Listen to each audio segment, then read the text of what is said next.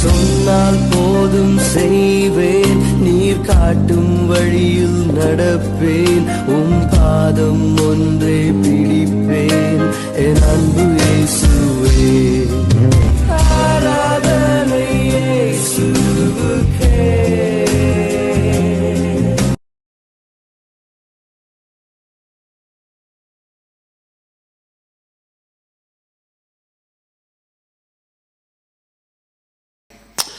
Thank you Lord Jesus, thank you Lord. ஆண்டவரே, பரிசுத்தரே,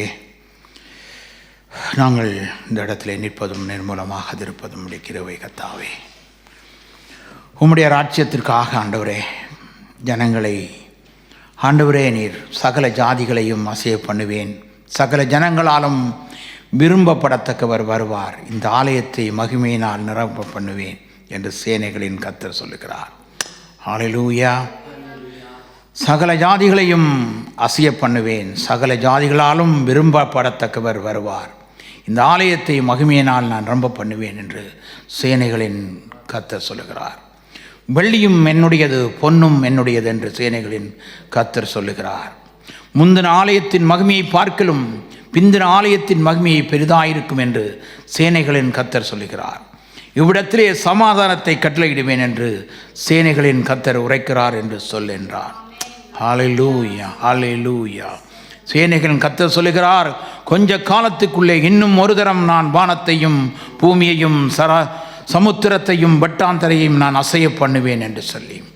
ஹல்லேலூயா, ஹல்லேலூயா. ஓ ரபசந்திர லபிரிய பரபசந்திரா. நீங்கள் எகிப்திலிருந்து புறப்பட்ட போது நான் உங்களோட உடன்படிக்கை பண்ணின வார்த்தையின்படியே என் ஆவியானவரும் உங்கள் நடுவில் நிலை கொண்டிருப்பார், பயப்படாதிருங்கள் என்று தேவன் சொல்லுகிறார்.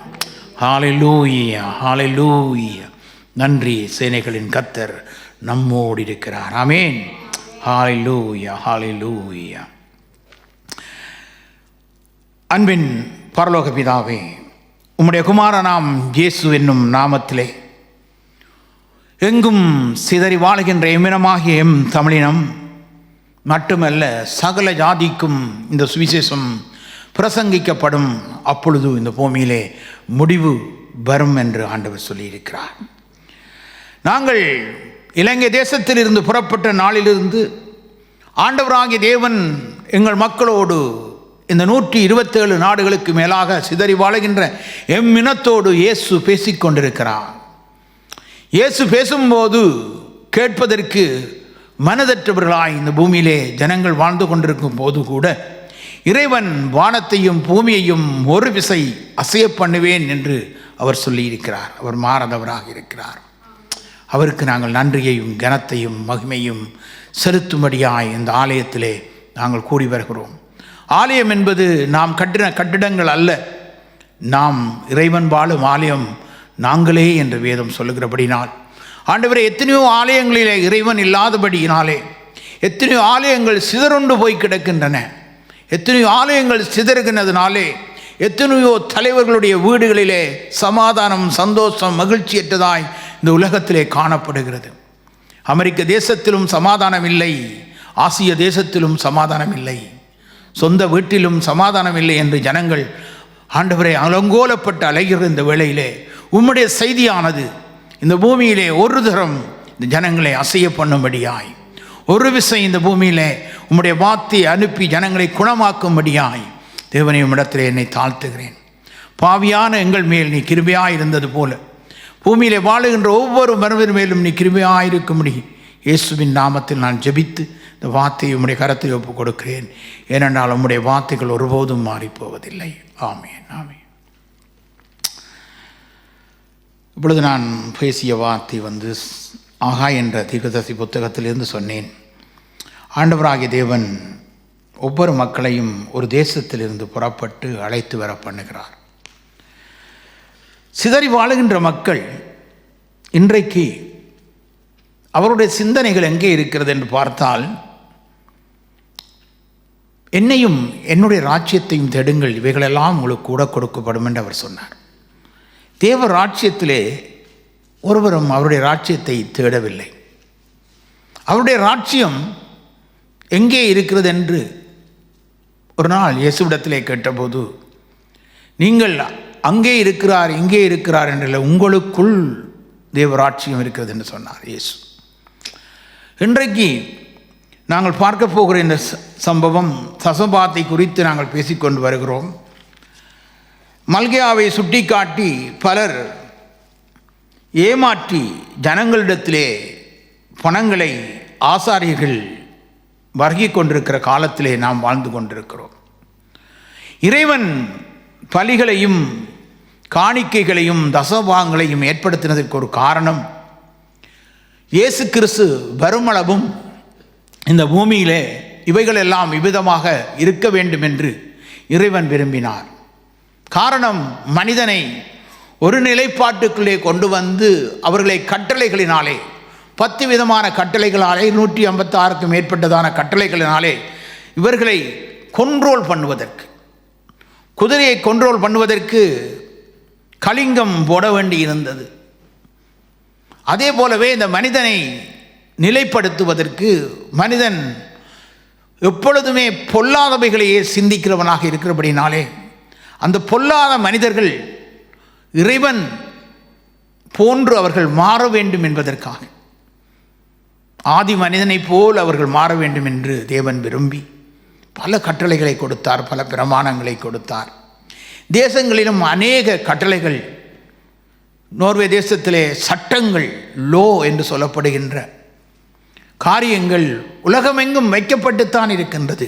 ஆனால் கட்டளைகளை மக்கள் மீறிக்கொண்டு போகிறார்கள். அமெரிக்காவிலே பிலடெல்பியா என்ற ஒரு இடம் உண்டு. அங்குதான் முதலாக அமெரிக்க தேசத்திலே அமெரிக்க நாடு பிரகடனப்படுத்தப்பட்டது. அந்த பிலடெல்பியா இடத்திலே தான் எல்லா விதமான இன்றைக்கு அமெரிக்காவிலே செய்கின்ற எந்த காரியமாக இருந்தாலும் அங்குதான் அவர்கள் ஆரம்பம் செய்வார்கள். ஏனென்றால் பிலடெல்பியா என்றால் அன்பு நிறைந்தவர்கள் என்ற அர்த்தம். அந்த பிலடெல்பியா சபைதான் இந்த பூமியிலேயே திறந்த வாசலை வைக்கப்பட்ட சபை, பூரண சபையாக இருந்தது. அமெரிக்காவிலே ஒரு பூரண சபை தோன்றியது பிலடெல்பியா என்ற பேரிலே. அதை நீங்கள் கூகுளிலே ஆராய்ந்து பார்க்கலாம். இன்றைக்கு கூட இந்த ஜனாதிபதி பிரமாணங்கள், காரியங்கள் எல்லாவற்றையும் அந்த இடத்திலே தான் அவர்கள் நிறைவேற்றுவார்கள். எதை செய்தாலும் இன்னும் 2 மாதத்திலே அமெரிக்க தேசத்தின் 4 ஆண்டுகள் யார் அமெரிக்க தேசத்தை ஆளப்போகிறார்கள் என்பதை நியமிக்கும் காலம். இலங்கை தேசத்திலும் அவ்விதமாக, இலங்கை தேசத்திலும் பார்த்தோம் என்றால் அங்கும் ஒரு ஜனாதிபதியை தெரிவு செய்வதற்காக இலங்கை தேசத்திலே இன்றைக்கு பலவிதமான காரியங்களை பல தலைவர்கள் பேசிக்கொண்டிருக்கிறார்கள். ஆனால் மெய்த்தலைவனாம் என் இயேசு என்ன பேசுகிறார் என்பதை நாங்கள் பார்ப்போம். இன்றைக்கு ஆண்டவராக இயேசுவினே, உம்மை ஆராதித்து கொண்டிருக்கிற மக்களுக்கு உம்முடைய சத்தியத்தை நீ வெளிப்படுத்தும். பழைய ஏற்பாட்டு காலங்களிலே ஆசாரியர்கள் இருந்தார்கள். அதற்கு பணிவிடை செய்கிறதற்கு ஆட்கள் இருந்தார்கள். தினமும் குத்து விளக்குகள் ஏற்றப்பட வேண்டும், எண்ணெய் ஊற்றுவதற்கு ஒரு ஆள் வேண்டும், கதவு துறப்பதற்கு ஒரு ஆள் வேண்டும், கதவு பூட்டுவதற்கு ஒரு ஆள் வேண்டும். இப்படியாக தபனாக்கலை என்று சொல்லப்படுகின்ற தேவ ஆலயங்கள், ஜூத ஆலயங்களாக மாற்றப்பட்ட ஆலயங்கள் இருந்தன.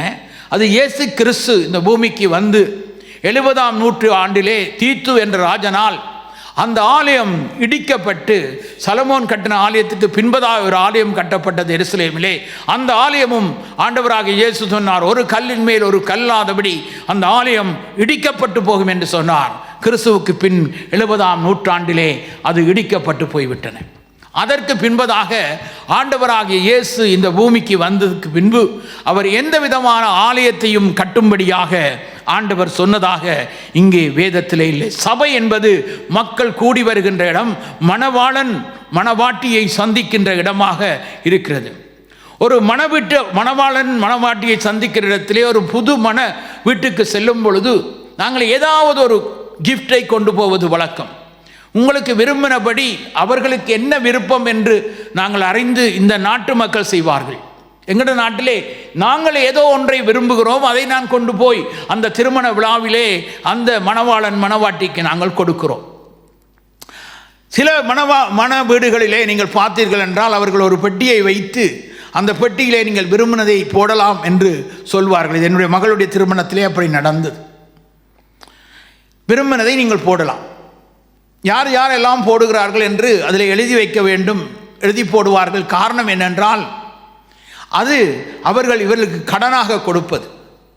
அதை பார்த்து எழுதி வைத்தால் இன்னொரு வேளை அவர் குடும்பங்களிலே பணம் தேவை என்றும் பொழுது அந்த பணத்தை இவர்கள் பார்ப்பார்கள். ஓ, இவர்கள் எங்களுக்கு 500 ரூபாய் போட்டிருக்கிறார்கள், போன முறை எங்கட திருமண வீட்டுக்கு வந்தபோது ஒரு 100 ரூபா கூட்டி நாங்கள் போடலாம் என்று ஒரு சிலர் நினைப்பார்கள். ஆனால் வசதியற்ற தேசங்களிலே சில திருமணங்கள் ஆலயங்களிலே, அதாவது அவர்களுக்கென்று தாங்கள் தெரிவு செய்த ஆலயங்களிலே அவர்கள் அந்த திருமண வைபவத்திலே சில காசுகளை போடுவார்கள். அங்கே ஆசாரியர்கள் திருமணங்களை நடத்தி வைக்கிற ஆசாரியர்களுக்கு பலவிதமான பொருள்களை கொடுப்பார்கள். இது ஆதியிலே இருந்தது. வாழைப்பழம், அதுக்கான தேங்காய், அதுக்கான காரியங்கள். இது ஆலயத்திலே, பழைய ஆலயத்திலே ஆண்டவராகிய தேவன் மோசே மூலமாக இந்த உலகத்திலே கொண்டு வந்த தபனாக்கல் என்று சொல்லப்படுகின்ற ஆலயத்திலே இருந்தது. இன்றும் அது யூத வழக்கத்தின்படி யூத ஆலயங்களிலே இருக்கிறது. இந்த யூத ஆலயத்திலே தான் ஆண்டவராகிய இயேசு கிறிஸ்து முதலாக அவர் ஆண்டவராகிய தேவன் ஏசியா தீர்க்கதரிசி புத்தகத்திலே சொல்லப்பட்டபடி குருடர்கள் காண்கிறார்கள், பார்வையடைகிறார்கள் என்று சொன்ன அந்த வசனத்தை எடுத்து அங்கே அவர் பேசி அதை மூடி வைத்து இன்றைக்கு அது நிறைவேறுகிறது என்று சொல்லி அந்த ஆலயத்தை விட்டு அவர் கடந்து போகிறதை நாங்கள் பார்க்கிறோம். அதன் பின்பதாக ஆண்டவராகிய இயேசு அவ்வப்போது ஜெப ஆலயங்களிலே சென்று அவர் தேவனை பற்றி அவர் மக்களுக்கு சொன்னதாக இந்த வேதம் சொல்லுகிறது. மற்றும்படி அவர் ஒரு ஆசாரியராக இருந்தாலும் அவர் வீடுகள் தோறும் முதலாவது திருமண வீட்டுக்கு செல்கிறார். திருமண வீட்டிலே அங்கே போய் ஒரு பற்றாக்குறையை பார்க்கின்றார். அந்த பற்றாக்குறையை திராட்சரசத்தை அவர் அங்கே தண்ணீரை திராட்சரசமாய் மாற்றுகிறார்.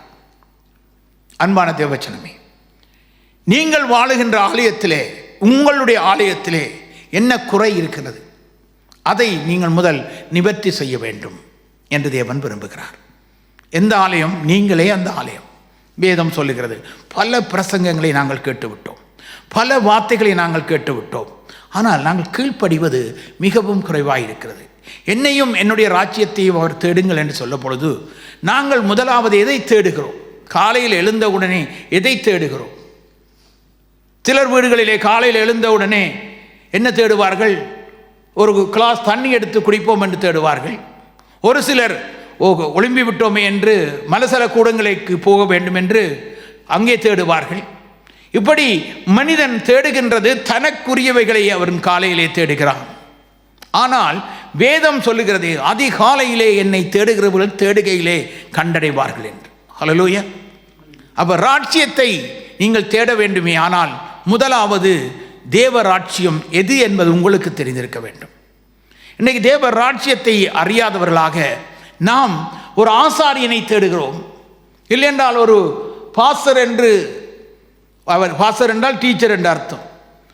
ஒரு டீச்சரை தேடுகிறோம். அவர் வந்து ஏதாவது செய்வாரா? இல்லையென்றால் அவர் வந்து ஜெபித்தால் என்னுடைய வீடு ஆசீர்வதிக்கப்படுமா? ஆனால் வேதம் சொல்லுகிறது, நீங்கள் ஆசீர்வதிக்கிறவளை தேவன் ஆசீர்வதிப்பார். அதில் எந்த மாற்று கருத்தும் இல்லை. ஆனால் நீங்கள் ஆசீர்வதிக்கிற உங்களுக்குள் இறைவன் இருக்கிறாரா என்பதுதான் கேள்வி. நீங்கள் எதை தேடுகிறீர்களோ அது உங்களுக்கு கிடைக்கும். நீங்கள் கல்லை தேடி காலையில் போனீங்க என்றால் கல்லு கிடைக்கும் உங்களுக்கு. நீங்கள் எதை நீங்கள் தேடுகிறீர்களோ அதுதான் உங்களுக்கு கிடைக்கும். ஆனால் இறைவனை தேடினால் உங்கள் வாழ்விலே எல்லாம் கிடைக்கும். ஹல்லேலூயா.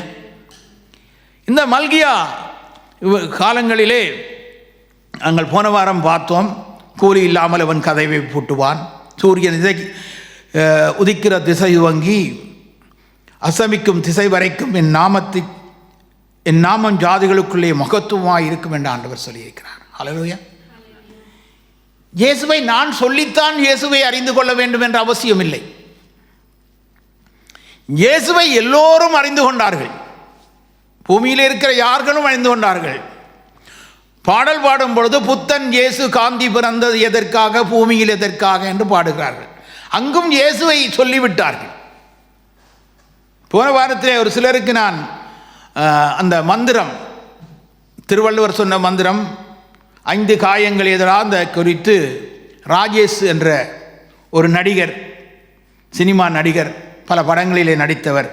அவர் ஒரு ஐயரிடத்திலே சென்று, ஒரு வயது முதிர்ந்த ஐயர் என்று சொல்ல முடியாது, ஒரு வயது முதிர்ந்தவர், இறை பக்தி உள்ளவர். ஒரு சிவன் ஆலயம் அங்கே இருக்கிறது, வேணுமென்றால் நீங்கள் யூடியூப்பில் போய் பாருங்கள், அதை ஒரு சிலருக்கு அனுப்பி இருக்கிறேன். அங்கே போய் இந்த கேள்வியை வைக்கிறார். 5 காயங்கள் கொண்டவர் இயேசுதான் என்று ஒருவன் சொல்லுகிறாரே, நீங்கள் என்ன சொல்லுகிறீர்கள் சாமி அப்படின்னு கேட்கிறார். கேட்கும்போது அவர் சொல்லுகிறார், நீ சொல்லுகிறது தான் உண்மை என்று அந்த பக்தன் சொல்லுகிறார். அவர் எங்கே நிற்கிறார் என்றால், நீங்கள் பார்த்தீங்கன்னா சிவன் ஆலயத்துக்கு பக்கத்திலே அவர் நிற்கின்றார். வேணுமென்றால் அதை யூடியூப்பிலே நாங்கள் வார வாரம் இதிலே போட்டு நாங்கள் காண்பிப்போம். ஹல்லேலூயா, மக்கள் அறிந்து கொள்ளும்படியாக. இன்றைக்கு 2வது அதிகாரம் மல்கியாவிலே தசபாகம் காணிக்கை இறைவாலயத்திலே கொடுக்க வேண்டும் என்றால், நான் உங்களுக்கு சொன்னேன், திருமண வீட்டுக்கு போகிறவர்கள் ஏதோ ஒரு கிஃப்ட் கொடுக்க வேண்டும் என்று அவர்கள் விரும்பி கொடுப்பார்கள். அதுபோல தான் தேவ ஆலயம். இந்த ஆலயத்திலே சில செலவுகள், சில காரியங்கள் இந்த ஆலயத்தில் இருக்கும். இல்லைன்னா நாங்கள் இருந்து ஆராதிப்பதற்கு ஒரு இடம் வேண்டும், அதற்கு சில வாடைகள் கட்ட வேண்டும் என்றால் அங்கே காணிக்கைகளை மனப்பூர்வமாக செலுத்துவது தவறல்ல. ஆனால் கட்டாயமாக ஆண்டவர் சொன்னார், 10ல் 1 கொண்டு வந்து நீங்கள் செலுத்த வேண்டும். அதுக்கும் அந்த கல்யாணத்துக்கு போகிற மாதிரி 10ல் 1 என்ன பேர் எழுதி அதுக்குள்ளே போட வேண்டும் என்று வேதத்தில் இல்லை. ஹல்லேலூயா. 10ல் 1 கொடுக்க வேண்டும் என்று ஆண்டவர் சொன்னார். எழுதி, உன் பேரை எழுதி போடு, போட்டால்தான் உனக்கு பலிபீடத்தின் ஊழியம் கிடைக்கும், இல்லை என்றால் நீ போட்டால்தான் ஒழுங்கான ஊழியக்காரன். முதலாவது உன்னுடைய ஆலயம் பரிசுத்தமாக இருக்கிறதா? முதல்ல என்னுடைய ஆலயம் பரிசுத்தமாக இருக்க. நான் வந்து கிட்டத்தட்ட ஒரு 1வது பாடல் வரைக்கும் போராடி கொண்டிருந்தேன். என்னுடைய சிந்தனைகள் எல்லாம் எங்கேயோ போய்கொண்டிருக்கிறது. என்னை ஒருமனப்படுத்தி இறைவ ஆலயத்திலே என்னுடைய சிந்தனையை க்ளோஸ் பண்ணி தேவ சிந்தனைக்கு வருவதற்கு எனக்கு பல நிமிடங்கள் ஆகிவிட்டன. ஹல்லேலூயா. அப்பொழுது தேவனை நாங்கள் துதிக்க துதிக்க துதிக்கத்தான் எனக்குள்ளே அந்த தேவனுடைய கிரிகைகள் எனக்குள் ஆரம்பமாகிறது. ஹல்லேலூயா. உங்களுக்கும் அப்படித்தான். ஹல்லேலூயா. என்றால் வரும்போதே துணியோ காட்சிகளை காணுகின்றோம். நாங்கள் எங்களுடைய வாழ்க்கையிலே நடந்த பின்னணிகளை நாங்கள் சிந்திக்கின்றோம். சில நேரங்களிலே எங்களுடைய சிந்தனைகள் எல்லாம் எங்களை வேதனைப்படுத்தின அந்த சிந்தனைகள் எங்களுக்குள்ளே இருக்கின்றன.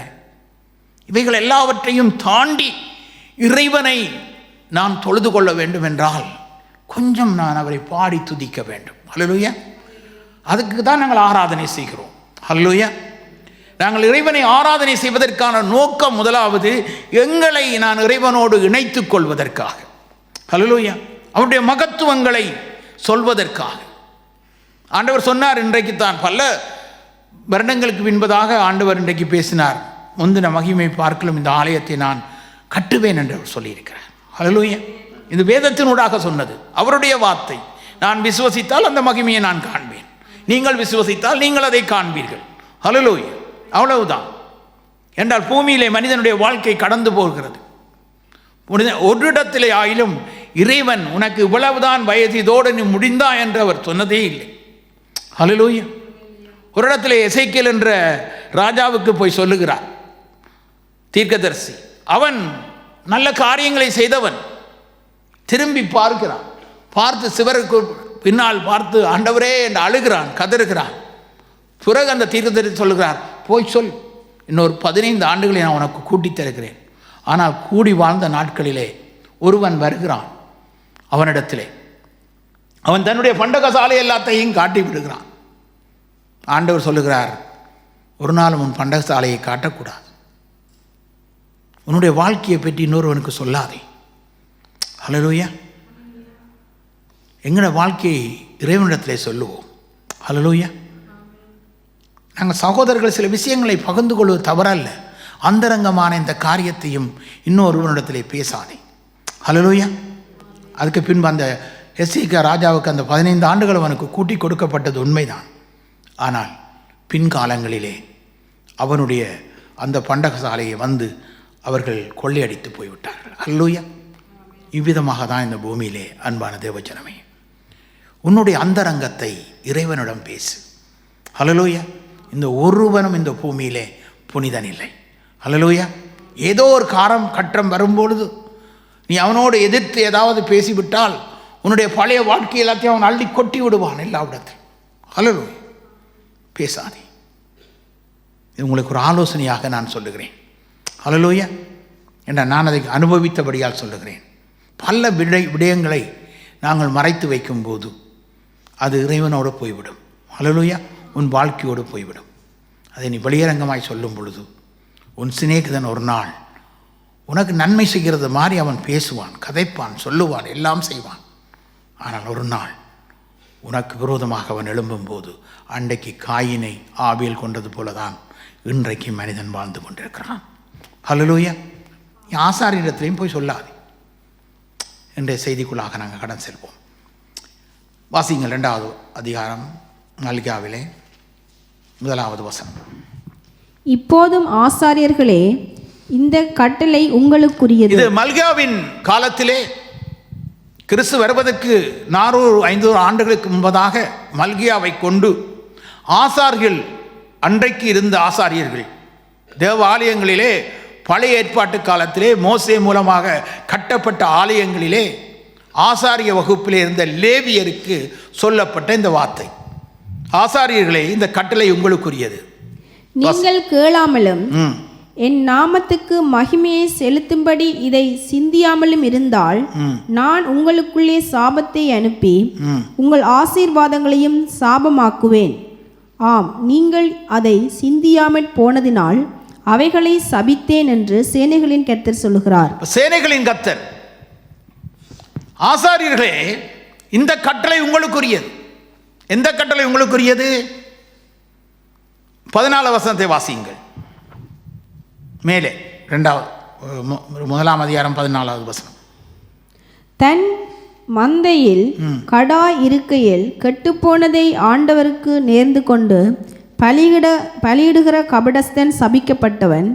என் நாமம் ஜாதிகளுக்குள்ளே பயங்கரமாயிருக்கும், நான் மகத்துவமான ராஜா என்று சேனைகளின் கர்த்தர் சொல்லுகிறார். அன்னைக்கு இருந்த ஆசாரியர்கள் மக்களுக்கு உகந்தவர்களாய் மாறினார்கள்.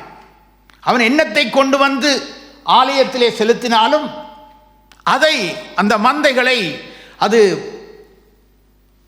பலி செலுத்தக்கூடாத பலிகளை கொண்டு வந்தவர்கள் செலுத்தினார்கள். இதை இயேசு கிறிஸ்து ஆலயத்துக்குள்ளே போகிறார் எருசலேமிலே. அங்கே அவர்கள் கள்ளர் குகைகள் ஆக்கி கொண்டிருந்தார்கள். இது மல்கியாவின் காலத்திலே இருந்ததுதான் இயேசு கிறிஸ்து வரும் காலத்திலும் இருந்தது. அங்கே தேவனுக்கு பிரியமில்லாதவைகளை, அங்கு பணத்திற்காக ஆலயங்களை கள்ளர் குகைகளாய் மாற்றிக் கொண்டிருந்தார்கள் ஆசாரியர்கள். அதை பார்த்து கோபம் அடைந்த இயேசு சபுக்கெடுத்து அவைகளை எல்லாம் அடித்து சொன்னார், இதெல்லாம் அப்புறப்படுத்துங்கள். ஹல்லேலூயா.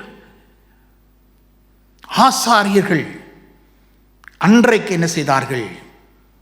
தேவனுக்கு செலுத்த வேண்டிய பலிகளை மனிதனுக்கு உகந்ததாக செலுத்த ஆரம்பித்தார்கள். ஹல்லேலூயா. அப்பொழுது பேசப்பட்ட வார்த்தை இது. ஆமென். அப்ப அவர் சொல்லுகிறார், ஆண்டவர் சபிப்பாரா? ஆம், இதில் எழுதி இருக்கிறது.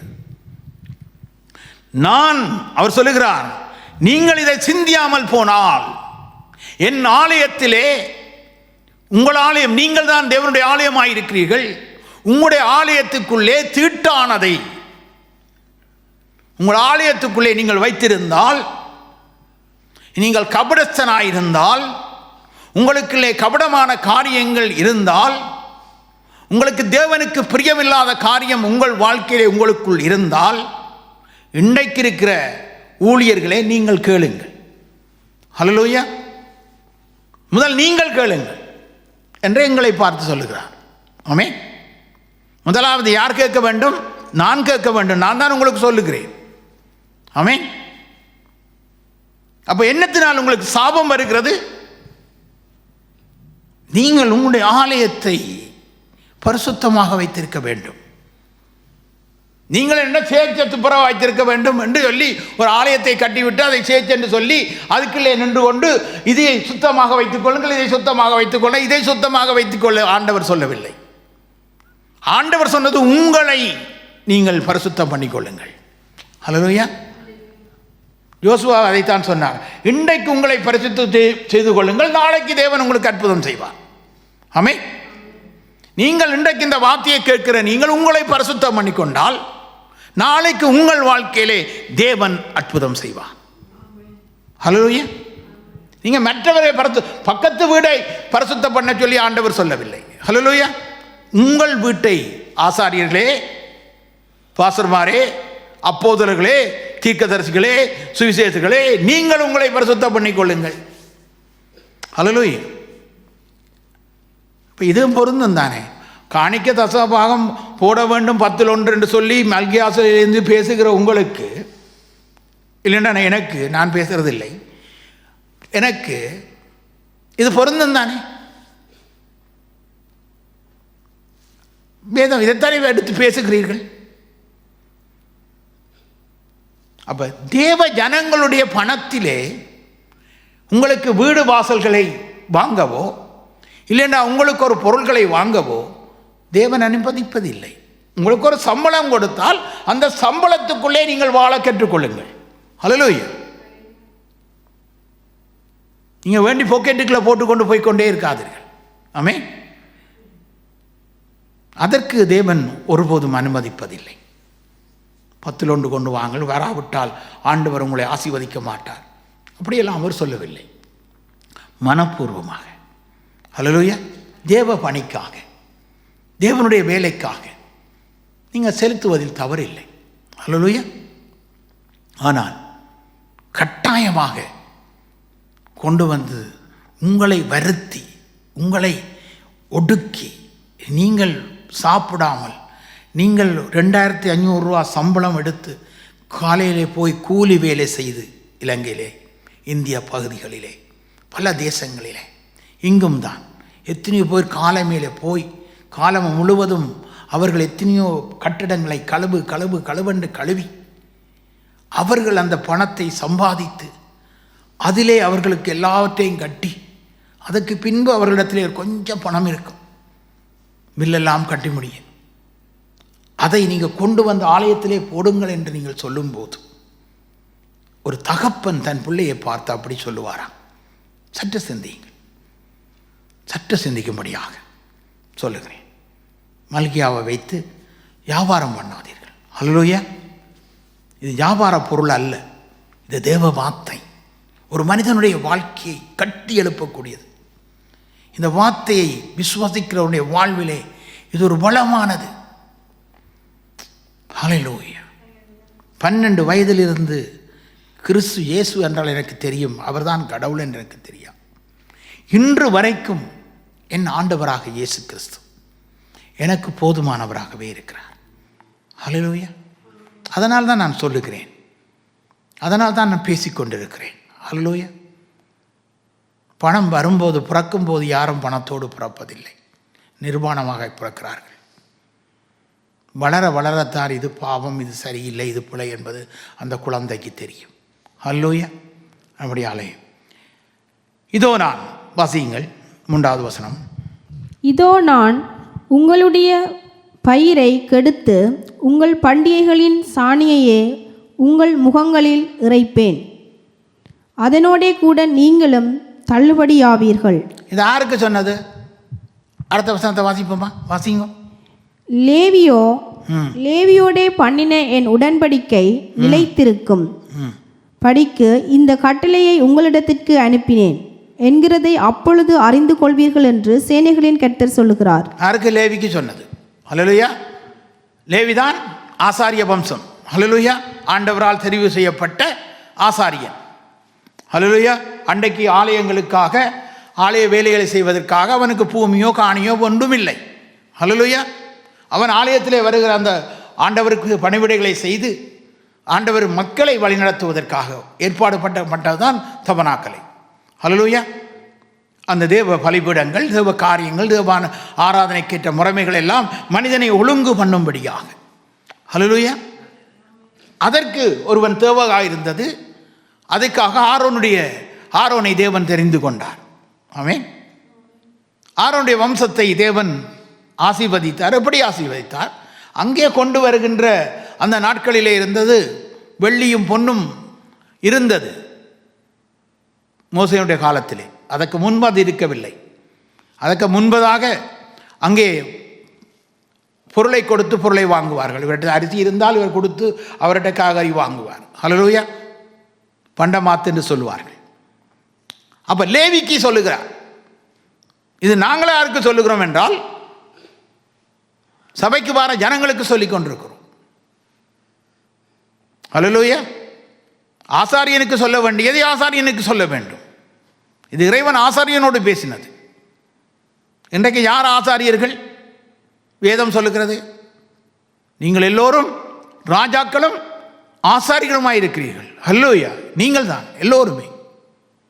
அப்போ உங்களுக்கு அளவுக்கு தக்கதை நீங்கள் வைத்துக்கொண்டு ஏழைகளுக்கும் திக்கிட்டவர்களுக்கும் உதவி செய்யலாம். ஹல்லேலூயா. உங்களுக்கு பணத்தை சேர்த்து குவித்து கொண்டு மற்றவர்களிடத்திலும் பணம் வாங்குவது தேவன் ஒருபோதும் அப்படி செய்ய மாட்டார். ஹல்லேலூயா. இதை தான் நான் சொல்லி வருகிறேன், தவிர வேதத்தை மாற்றி சொல்வதற்கு நான் விரும்பவில்லை. நான் எப்பவும் சொல்லுவேன், இந்த யூடியூப்பில் எழுதலாம் எல்லோரும், ஒரு தரம் எழுத மாட்டார்கள். அன்றைக்கு ஒரு ஆள் சொன்னார்கள், உங்களை பற்றி எழுதினால் நீங்கள் தாங்க மாட்டீர்கள். நான் தாங்குவேன். ஹல்லேலூயா. என்ன நான் தாங்குவேன், என்னை அவர் தப்பி வைப்பார். ஹல்லேலூயா. என்ன நான் உண்மையைத்தான் சொல்லிக் கொண்டிருக்கிறேன். ஏதோ ஒழித்து ஒரு மறைவிடத்திலே நின்று கொண்டு ஒரு வீட்டுக்குள் இருந்து கொண்டு யூடியூப்பில் பேசி கொண்டிருக்கவில்லை நான். ஹல்லேலூயா. பகிரங்கமாக ராலிங்கனிடத்திலே பிரல்பியா என்ற சபையிலே நின்று பேசி கொண்டிருக்கிறேன். ஹல்லேலூயா. புரிந்து கொள்ளுங்கள். அப்போ அடுத்து என்ன சொல்லுகிறார் வாசங்கள்? அவனோடே பண்ணின என் உடன்படிக்கை ஜீவனும் சமாதானமாய் இருந்தது. அவனோட லேவியனோட ஆதியிலே பண்ணின அந்த உடன்படிக்கை முதல் கண்டுக்குட்டியை செய்ததும் ஆரோன் தான். ஆரோனுடைய 2 பிள்ளைகள் ஆண்டவருடைய சமூகத்திலே அந்நிய அக்கினியை கொண்டு வந்தபோது அவர்கள் அங்கே அழிந்து போனார்கள். ஹல்லேலூயா. இந்த வேதத்தில் தான் அது எழுதி வைக்கப்பட்டிருக்கிறது. ஹல்லேலூயா. இப்போ கிருபையின் காலம், இப்போ அழிக்கிற காலம் அல்ல, இரக்கத்தின் காலம், அன்பின் காலம். இயேசு உங்கள் மேல் அன்பு வைத்தபடினாலே தன்னுடைய ஒரே பேரான குமாரனை அனுப்பி உங்களை மீட்கும்படியாய் அனுப்பப்பட்ட காலத்திலே நாம் வாழ்ந்து கொண்டிருக்கிறோம். ஹல்லேலூயா. அதனால் அப்படிதான் இன்றைக்கு பலிபீடம் என்று சொல்லுகின்ற இதல்ல பலிபீடம். பலிபீடம் என்பது நீங்கள் பலிபீடம். நீங்கள் பலிபீடம் என்றால் நீங்கள் தவறு செய்தால் உங்களோட பிள்ளைகளுக்கு தான் பிரச்சனை. ஹல்லேலூயா. நீங்கள் அந்தரங்கத்தை செய்கிறதை தேவன் வெளியரங்கமாய் பார்த்து கொண்டிருக்கிறார். நாம் நினைக்கிறோம் இறைவனை ஏமாற்றி விடலாம் என்று. அவன் தனக்கு விரும்பின தெய்வங்களுக்கு பின்னாக போய் கொண்டிருக்கிறார்கள். போகட்டும். இதை பின்பற்றுகிற நாம் இதன்படி வாழ்வோம். ஹல்லேலூயா. அப்போ இதை வைத்து வியாபார பொருளாக மாற்றக்கூடாது என்று தான் அவர் சவுக்கு எடுத்தார். ஹல்லேலூயா. இப்போ சவுக்கு எடுத்தது உங்களுக்கு தெரியாது. சவுக்கு எடுத்ததெல்லாம் பல வியாதிகள் சரீரத்தில். ஒவ்வொரு நாளும் யாரோ ஒரு ஆள் சவுக்கால் உங்களுக்கு அடித்து கொண்டு இருக்கு சரீரத்துக்குள்ளே, ஆனால் உங்களுக்கு தெரியல. அது பிசாசு. ஹல்லேலூயா. நீங்கள் செய்கிற ஒவ்வொரு காரியத்துக்கும் அவன் அடித்து கொண்டே இருக்கிறான் உங்களை. போய் சொல்லாதேன்னா சொல்லிக்கொண்டே இருக்க அவன் அடித்து கொண்டே இருப்பான். ஹல்லேலூயா. அப்புறம் இங்கே வலிக்குது அங்கே வலிக்குது இதுக்குள்ள வலிக்குதுன்னா என்ன ஏறது? ஆமென். உண்மை பேசுங்கள், சத்தியத்தை பேசுங்கள். சத்தியம் உங்களை விடுதலை. பிள்ளை ஆனாலும் சொந்த பிள்ளை ஆனாலும் இது செய்கிறது தவறு, சுட்டி காட்டுங்கள்.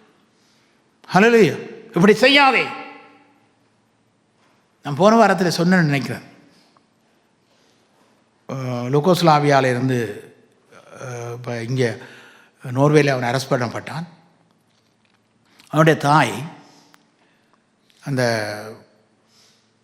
உக்ரைனும் ஏதோ ஒரு நாடும் அந்த சண்டை காலத்தில் தகப்பனை அங்கே இருக்கிற ஒரு இராணுவ அதிகாரி கொலை செய்து விட்டான். அந்த இராணுவ அதிகாரி கொலை செய்த போது அந்த தாய் எப்படியாவது அவனை பழிவாங்க வேண்டும் என்று பிள்ளை பிறந்த நாளிலிருந்து காதுக்குள்ளே சொல்லிக்கொண்டே இருந்தான். நீ போய் அவனை கொண்டுட்டு தான் வர வேண்டும் என்று இந்த தாய் சொல்லிக்கொண்டே இருந்தான். இப்போ ஜெயிலில் இருக்கிறார். 20 வருஷம் இங்கே ஜெயில் தீர்க்கப்பட்டிருக்கு. வேணும்னா வாங்க கூட்டிக்கொண்டே காட்டுறோம். அப்போ அவர் போய் கொலை செய்துட்டு தப்பி வந்து ஒரு 10 வருடங்களுக்கு மேலாக இந்த நோர்வே தேசத்திலே அவர் வாழ்ந்து கொண்டிருந்தார். 10 வருடத்துக்கு பின்பதாக இந்த நோர்வே நாடு அவனை அரெஸ்ட் பண்ணது. அரெஸ்ட் பண்ணி 20 வருடம் ஜெயிலில் இருந்து களி சாப்பிட்டு கொண்டிருக்கான். அவன் சொன்னானாம், என் அம்மா என்னை இப்படி நிலைமை கொண்டு வந்து விட்டான், நான் இன்றைக்கு இவ்வளவு வேதனைப்பட்டு இந்த ஜெயிலில் இருந்து வாழ்கிறேன் என்று. அந்த தாய் அன்றைக்கு கண்டித்திருந்தாள், நீ செய்வது தவறு, நீ செய்கிறது பிழை என்று தண்டித்திருந்தால் இன்றைக்கு அந்த மகன் 20 வருடம் களி சாப்பிட வேண்டிய அவசியம் இல்லை. ஹல்லேலூயா. பிள்ளைகளை நடத்த வேண்டிய வழியிலே நடத்துங்கள். பிள்ளைகளுக்கு சொல்ல வேண்டியதை சொல்லுங்கள். அவர்கள் கேட்டாலும் சரி, கேட்காவிட்டாலும் சரி. ஹல்லேலூயா. சத்தியத்தை சொல்லுங்கள். நாங்கள் அப்படித்தான் நான் சொல்லுகிறது. நான் தவறு செய்தால் என் பிள்ளைகளிடத்தில் போய் மன்னிப்பு கேட்பேன். பிள்ளைகள் தவறு செய்யவில்லை, நான் செய்திருக்கிறேன். ஆனால் நான் மன்னிப்பு கேட்டு பிள்ளைகளிடத்தில் என்று சமாதானமாக வாழ்கிறேன். ஹல்லேலூயா. ஒரு பிரச்சனையும் இல்லை. எங்களை தாழ்த்துவதில் என்ன ஆண்டவருக்கு முன்பதாய் தாழ்த்துவோம், பிள்ளைகளுக்கு முன்பாய் நாங்கள் தாழ்ந்து இருப்போம். பிள்ளை நடக்க வேண்டிய வழியிலே நீ அவனை நடத்து, அவன் முதிபதியிலும் அதை விடாதிருப்பான். ஹல்லேலூயா. இதுதான் முக்கியமான காரியம். எங்களோட வாழ்க்கையிலே அப்பா இல்லை எங்களுக்கு 80 வயது. அதுக்கு முதல் எங்களுடைய அப்பா மிகவும் கண்டிப்பானவர். அதுதான் இன்று வரைக்கும் என்னை காப்பாற்றி கொண்டிருக்கிறது என்று நான் நினைக்கிறேன். பல விஷயங்களிலே கண்டித்திருக்கிறார். ஒரு நாள் நானும் அண்ணனும் ஒரு படம் போய் பார்த்துட்டு வந்து நாங்கள் வேலியால் ஏறி நாங்கள் வந்து செகண்ட் ஷோ பார்த்துட்டு வந்து குதிச்சிட்டோம். அப்பா கண்டுட்டேன். அடுத்த நாள் பெலிட் எடுத்து வீட்டுக்குள்ளே போட்டு அடி என்று அடித்தது. அண்ணன் சொன்ன இவர் தான் வர சொன்னான்னு சொல்லி எனக்கு தான் அடி கூட விழுந்தது. நடந்த சம்பவம் வயநாடு என்ற இடத்துல. ஹல்லேலூயா. அன்றைக்கு பிறகு நான் அப்பாவுக்கு தெரியாமல் எதுவும் செய்கிறதில்லை. ஆமே. அது கண்டித்தது நல்லது. ஒவ்வொரு பிள்ளைகளை நீங்கள் கண்டிக்க வேண்டும். நானும் என் பிள்ளைக்கு எல்லாம் சொல்லுவேன், இப்படி செய்யாதே, இது செய்யக்கூடாது, இது பிள்ளை, இது சரி, எல்லாம் சொல்ல வேண்டும் நாங்கள். ஹல்லேலூயா. ஏதோ இதில் வந்து மேடையில் பிரசங்கம் பண்ணால் போதாது. சொந்த பிள்ளையை நடத்த தெரியாட்ட நான் என்ன இங்கே வந்து நடத்துறது. ஹல்லேலூயா. நல்லபடியாக நான் இதை சொல்லும்போது நீங்கள் அவனோட பண்ணின உடன்படிக்கை ஜீவனும் சமாதானமாக இருந்தது. அவன் எனக்கு பயப்படும் பயத்தோடு இருக்க வேண்டும் என்று இவைகளை அவனுக்கு நான் கட்டளையிட்டேன். அப்படியே அவன் என் நாமத்துக்கும் பயந்திருந்தான். சத்திய வேதம் அவன் வாயில் இருந்தது. வாசியுங்கள். சத்திய வேதம் அவன் வாயில் இருந்தது, அவனுடைய உதடுகளில் அநியாயம் காணப்படவில்லை. அவன் என்னுடைய சமாதானமும் யதார்த்தமுமாய் சஞ்சரித்து அநேகரை அக்கிரமத்தின் நின்று திருப்பினான். ஹல்லேலூயா. இப்போ நாங்கள் இறைவனோடு சத்திய வேதம் அவங்களோட வாயில் இருக்கும். ஹல்லேலூயா. அப்போ தான் அநேகரை இறைவனிடத்தில் திருப்ப முடியும். ஹல்லேலூயா. இல்லைன்னா ஒரு துரும்ப கூட திருப்ப முடியாது. சத்திய வேதம் உங்களிடத்தில் இல்லை என்று சொன்னால் ஒரு ஆத்மாவை கூட திருப்ப முடியாது. உங்களால் உங்களோட ஒரு பிள்ளையை கூட உங்களால் வழிநடத்த முடியாது. ஆண்டவர் சொல்லுகிறார், ஒரு ஆசாரியன் சத்திய வேதம் அவன் வாயில் இருந்தது, அவனுடைய உதடுகளில் அநியாயம் காணப்படவில்லை. அவன் என்னோட சமாதானமும் யதார்த்தமுமாய் சஞ்சரித்து அநேகரை அக்கிரமத்தின்று திருப்பினான். 7வது வசனம் வாசியுங்கள். ஆசாரியனுடைய உதடுகள் அறிவை காக்க வேண்டும், வேதத்தை அவன் வாயிலே தேடுவார்களே. அவன் சேனைகளுடைய கர்த்தரின் தூதன். யாருடைய தூதனா? சேனைகளின் கர்த்தருடைய தூதன் நாங்கள். ஹல்லேலூயா. இந்த வேதத்தை சொல்லுகிற நாங்களிடத்திலே அவர்கள் எண்ணத்தை தேடுக. ஆசாரிய உதடுகளிலே அறிவை காக்க வேண்டும். ஹல்லேலூயா. அறிவோடு பேச வேண்டும். நானும் சில நேரங்களிலே மனம் பதறி பேசினது உண்டு, இல்லை என்று நான் சொல்ல மாட்டேன். அவ்வளவுக்கு என்னை கோபப்படுத்துவார்கள். அந்த நேரங்களிலே மனம் பதறுவதுண்டு, பேசுவதுண்டு. பிறகு துக்கப்படுவேன். ஏனென்றா என்னுடைய உதடுகளிலே நல்வார்த்தைகளை ஜனங்கள் தேடுகிறார்கள். ஹல்லேலூயா. நாங்கள் ஆண்டவருக்குடைய வார்த்தையை பேசுவது மாத்திரமல்ல, எங்களுடைய வாயிலே வேதம் சொல்லுது, ஆசாரியனுடைய உதடுகள் அறிவை காக்க வேண்டும், வேதத்தை அவன் வாயிலே தேடுவார்களே, அவன் சேனைகளுடைய கர்த்தருடைய தூதன். ஆமே. நீங்களோ வாசிங்கள். நீங்களோ வழியை விட்டு விலகி அநேகரை வேதத்தை குறித்து இடற பண்ணினீர்கள். லேவியின் உடன்படிக்கையை கெடுத்து போட்டீர்கள். லேவி உடன்படிக்கையை கெடுத்து போட்டார்கள் என்று சேனைகளின் கர்த்தர் சொல்லுகிறார். ஹல்லேலூயா. யார் கெடுத்தது? பாஸ்டர்மேன், அப்போஸ்தலர்கள், தீர்க்கதரிசிகள், சுவிசேஷர்கள், போதகர்கள், மேய்ப்பர்கள் என்ன செய்து விட்டார்கள்? உடன்படிக்கையை கெடுத்து போட்டார்கள். ஹல்லேலூயா. அதால ஜனங்கள் இன்றைக்கு தேவனை தேடவில்லை. அதுக்கு நாங்களும் இன்க்ளூசிவ், நாங்களும் அதுக்குள்ளே இருக்கிறோம். எங்களால் தான் இன்றைக்கு அநேகர் தேவனை தேடாமல் போனார்கள். மீண்டும் மறுபடியும் ஆண்டவரிடத்திலே மன்னிப்பு கேட்டு ஆண்டவருடைய சமூகத்திலே கதறி கண்ணீர் வடித்து மீண்டும் இந்த வார்த்தையை உங்களுக்கு நான் சொல்லுகிறேன். ஹல்லேலூயா. ஏதோ சுயலாபத்துக்காக சொந்தத்துக்காக அல்ல. தேடி பாருங்கள், உண்மையாய் தேடுங்கள். தேவனை தேடினால் உண்மையாய் தேடுங்கள். உண்மையாய் தேடுகிறவர்களுக்கு ஒருபோதும் ஒரு நன்மையும் ஒரு நாளும் குறைபடாது. ஹல்லேலூயா. காணிக்க தசம்பாகம் கொடுக்கிறது இதை குறித்து பேசிக்கொண்டே இருக்கிறார்கள். ஆசாரியன் உதடுகளிலே அறிவை காணவில்லை. ஹல்லேலூயா. நானும் ஆசாரியன் தான், நீங்களும் ஆசாரியன் தான். எல்லாரும் ஆசாரியனும் ராஜாக்களும். ஹல்லேலூயா. ராஜாவே பொய் சொன்னா என்ன செய்கிறது? நாடு கெட்டு போய்விடும். தலைவன் பொய் சொன்னால் வீடு கட்டு போய்விடும். பாசர் பொய் சொன்னால் சபையே கட்டு போய்விடும். ஹல்லேலூயா. இதல்ல தேவ சபை. ஹல்லேலூயா. தேவ சபை என்பது தேவன் அசைவாடுகின்ற இடம். எல்லாரும் சொல்லுவார்கள், இயேசு இறங்கி இங்கே நடமாடிக்கொண்டிருக்கார், ஒரு நாளும் வர மாட்டார் அவர். அப்படி வேதத்தில் இல்லை. இயேசு ஒரு தரம் போயிட்டார், பாவின் பக்கத்தில் இருக்கிறார், ஒருக்கா ஸ்தோவானை அடிக்கும் போது எழும்பி நின்றார். அதுக்கப்புறம் ஒவ்வொரு நாளும் இயேசு வந்து இங்கே உலாவி கொண்டு திரியே இல்லை.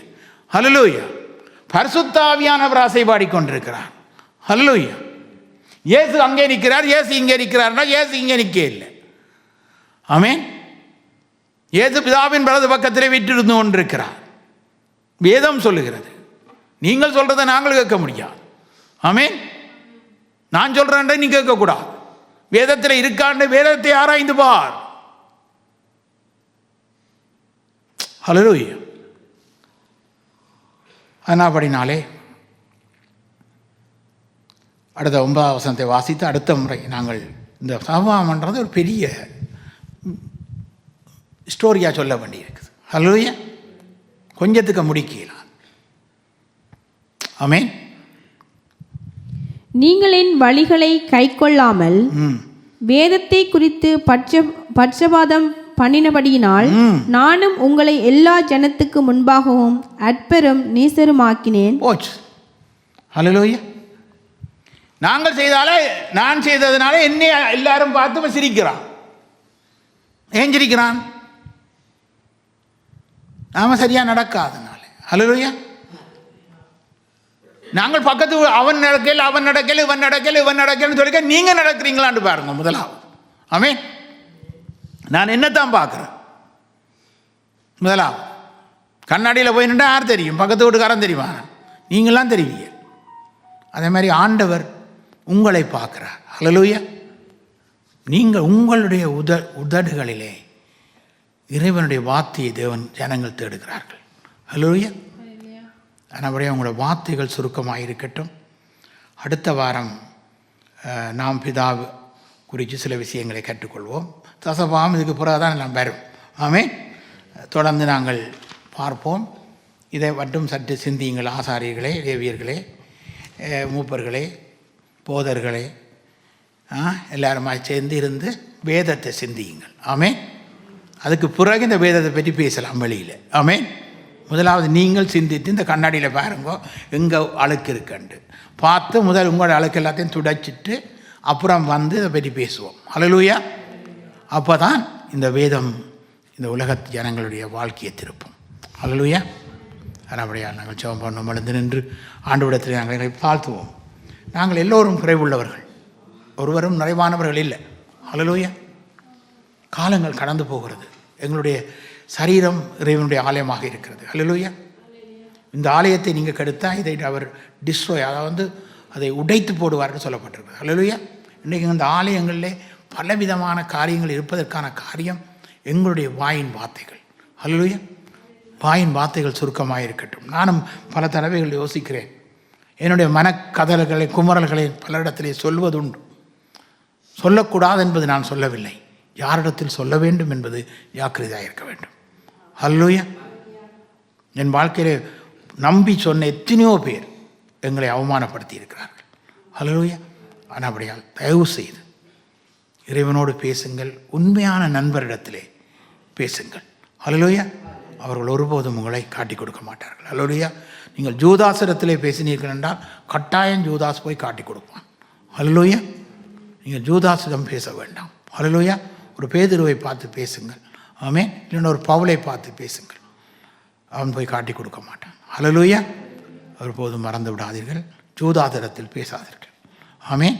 கட்டாயம் ஜூதாஸ் போய் காட்டி கொடுப்பான். ஆனால் அப்படினாலே உங்களுக்கு சொல்கிற காரியம் உங்களுடைய வாயில் தான் ஆண்டவருடைய வார்த்தையை தேடுகிறார்கள். அல்லேலூயா. நீங்கள் எல்லோரும் ஆசாரியர்களும் எல்லோரும் ராஜாக்களுமாக இருக்கிறீர்கள். ஆமென். தசவாங்க காணிக்கையை விட முதலாவது உங்களுக்கு ஆண்டவருக்கு முக்கியம், நீங்கள் அவருக்கு முக்கியம். அல்லேலூயா. ஆண்டவருக்கு நீங்கள் தான் முக்கியம். ஆமென். அதுக்காக தான் அவர் ஜீவன் தசவாங்க காணிக்க இயேசு கிறிஸ்து பூமியில் வந்து மரித்தவர், சிலுவையில் அடிக்கப்பட்டவர். அல்லேலூயா. உங்களை மீட்பதற்காக. அல்லேலூயா. தன்னையே ஜீவ பலியாக தந்தவர். ஆமென். அப்படிப்பட்ட ஒரு இயேசு தான் நாங்கள் ஆராதிக்கும் தேவன், நம்மை தப்புவிக்க வல்லவராயிருக்கிறார். அல்லேலூயா. எரிகின்ற அக்கினி சூளையிலும் உங்களை அவர் தப்புவிக்க வல்லவராயிருக்கிறார். ஆமென். உங்களுக்கு விரோதமாக, இந்த சபையில் இருக்கிற உங்களுக்கு விரோதமாக எழும்புகிற இந்த ஆயுதங்கள் எல்லாம் வாய்க்காதே போகும். இந்த செய்தியை கேட்டுக்கொண்டிருக்கிற நீங்கள் உங்களுடைய ஆலயத்தை நீங்கள் பரிசுத்த பண்ணிக்கொண்டால் உங்கள் வாழ்விலே தேவன் வந்து அற்புதம் செய்வார். அல்லேலூயா. அவர் அசைவாடி கொண்டிருக்க ஆவியாயிருக்கிறார். ஆமென். உங்களுக்கு அவர் அற்புதம் செய்வார். உங்களுடைய வாழ்க்கையிலே அற்புதம் செய்தார். எந்த குறைவுகள் உங்களுடைய சரீரங்களில் இருந்தாலும் சரி, உங்கள் குடும்பங்களிலே இருந்தாலும் சரி, என் ஆண்டவராகிய இயேசு கிறிஸ்து உன்னை நீ பரிசுத்தம் பண்ணிக்கொள், அவருடைய இரத்தம் சகல பாவங்களையும் கழுவி சுத்திகரிக்க வல்லமையுள்ளதாக இருக்கிறது. இப்பொழுது உன் வாயினால் அறிக்கை செய்து இயேசுவே உன்னுடைய இரட்சகர் என்று உன்னுடைய வாயினால் நீ ஏற்றுக்கொண்டால், உன்னுடைய இதயத்திலே நீ விசுவசித்தால், இப்பொழுதே அவருடைய ராஜ்யம் உனக்குள்ளே வரும். ஹல்லேலூயா. உன்னுடைய ராஜ்யம், அவருடைய ராஜ்யம் உனக்குள்ளே வரும். அந்த ராஜ்யத்திலே ஒருவனும் உள்புகுந்து ஒருவனும் ஒன்றும் செய்ய முடியாது. உன் சரீரத்தை, ஹல்லேலூயா, உன் குடும்பத்துக்குள்ளே ஒருவனும் புகுந்து கொள்ள முடியாது. நீ ஒப்பு கொடுத்தால், நீ பரிபூர்ணமாய் ஒப்புக்கொடு. இன்று உன்னுடைய வாழ்க்கையை ஆண்டவராக இயேசு கிறிஸ்துவுக்கு ஒப்பு கொடுக்கும் பொழுது, ஆண்டவராக இயேசு கிறிஸ்து உனக்குள்ளே வந்தவர் வாசமாயிருப்பார். அவருடைய இரத்தம் உன்னுடைய பாவங்களை கழுவி உன்னை சுத்திகரிக்கும். ஆமென். ஏனென்றால் உனக்காக அவர் சிலுவையிலே மரித்து உனக்காக தன்னுடைய ஜீவனை கொடுத்தவர் ஆண்டவராகிய இயேசு மாத்திரமே. ஆமென். நன்றி ஆண்டவரே. துதி கனம் மகிமையெல்லாம் உமக்கே செலுத்துகிறோம். அவரே நாங்கள் சொல்லுகிறோம், அவரே நாங்கள் துதிக்கிறோம், அவரே நாங்கள் ஆராதிப்போம். ஆமென். நன்றி நன்றி.